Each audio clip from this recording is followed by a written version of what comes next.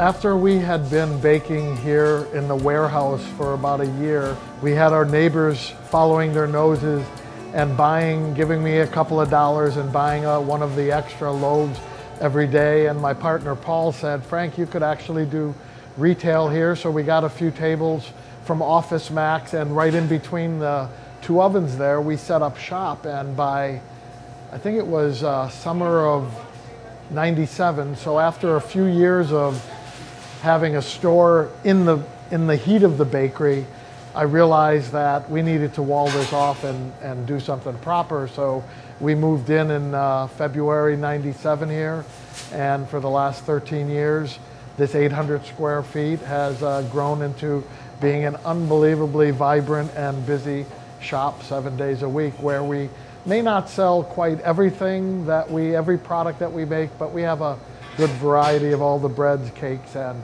pastries that we make. People really had a joy of coming to shop and being in the bakery, and so when I thought about making a store, I didn't want to cut that part out of their shopping experience. So the big window where they can come and watch us shaping bread at the bench was a big part of keeping that connection.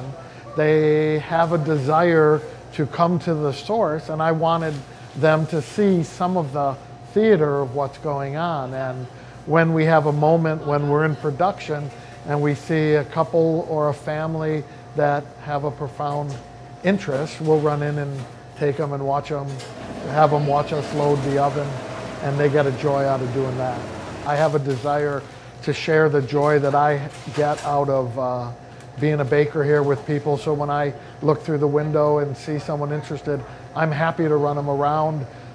It's become larger groups want to do it, so they formally call and sign up. And Katie and Jake, who run our store, are great hosts for them and guides to give them the whole experience of Zingerman's Bakehouse.